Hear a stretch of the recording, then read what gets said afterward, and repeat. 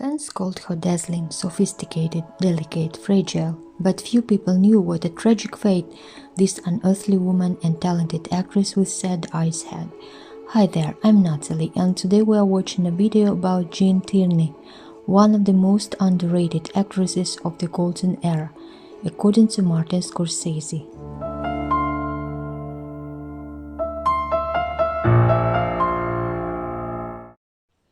A slender brunette with high cheekbones, blue eyes, and attractive facial features was considered the most beautiful girl in the world, according to the head of the 20th Century Fox Film Studio. Jean Eliza Tierney was born into a well-to-do family on November 19, 1920, in New York City. Loving parents, the best colleges in Europe, the fulfillment of any desires, this was the childhood of the future star.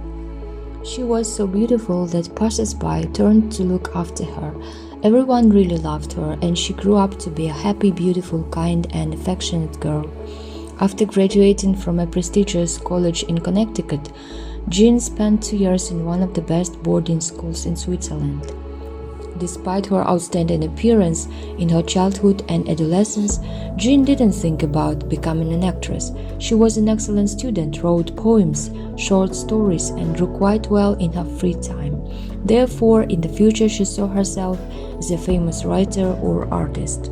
It seemed that everything in the life of the beauty should be successful and happy, but in her life there would be tragedies, scandals, betrayals, depressions, unfulfilled hopes. When Jean was 17, she came to visit her cousin who worked at a film studio.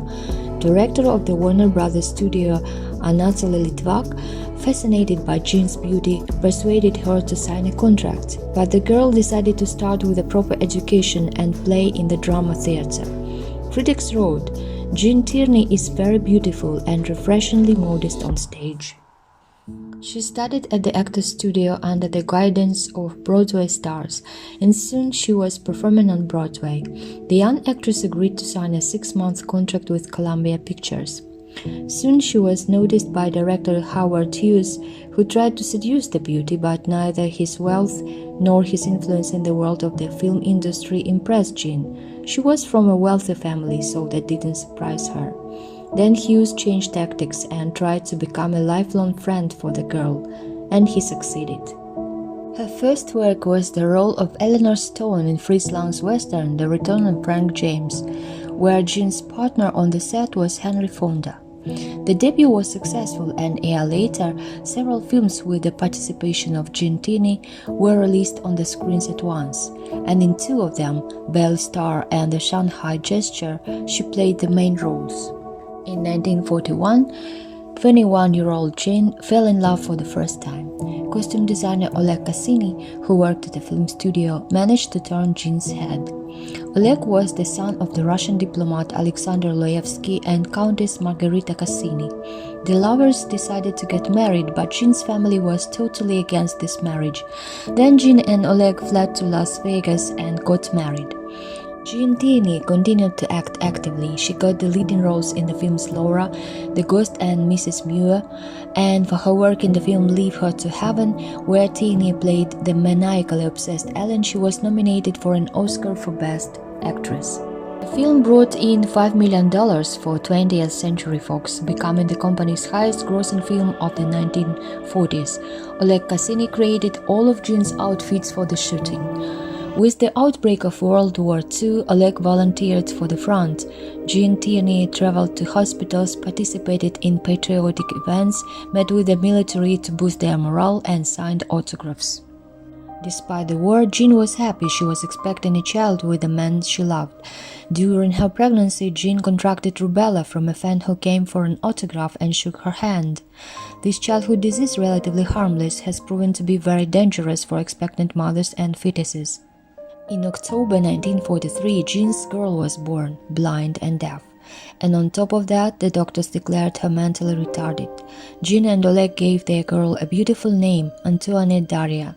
They had to leave their daughter in a special institution. Antoinette Daria spent her whole life there and passed away at 67 in 2010. Upon learning what had caused her daughter's crippled life, Gene was horrified. At one of the parties, a woman in the uniform of a naval officer approached her and confessed that 2 years ago, being sick with rubella, she left quarantine to meet her idol, Gene. Jean's health deteriorated, panic attacks appeared, then a depression developed. She didn't want to see anyone, refused to leave the house, didn't fulfill contracts with studios. Her psychological condition got worse, and eventually she had to go to a psychiatric clinic. Against the background of all worries, her relationship with Oleg Cassini fell apart. They broke up. Bit by bit, Jean was able to return to her normal life. She starred in movies, met men. In 1946, Jean met John Fitzgerald Kennedy, the future president. She almost married him. Their romance lasted a year but ended in nothing. In 1947, he told Jean that he loved her but would never be able to marry her. John's parents did not allow their Catholic son to marry an actress, especially a divorced one. Tierney struggled for years with bouts of manic depression due to failures in her personal life. She couldn't forget her affair with Kennedy for a long time. In 1960, Tierney sent Kennedy a postcard congratulating him on winning the presidential election. Suffering Jean was consoled by Oleg Cassini.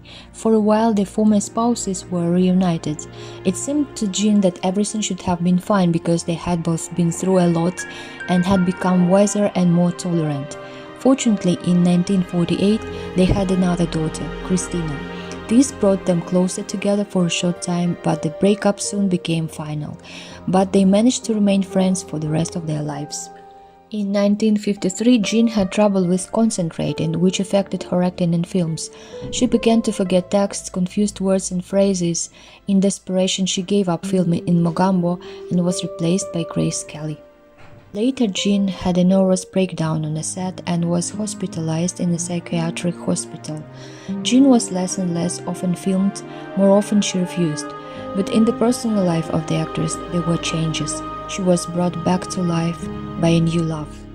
She became the wife of oil tycoon Howard Lee. She was almost 40 years old and got pregnant but survived a miscarriage.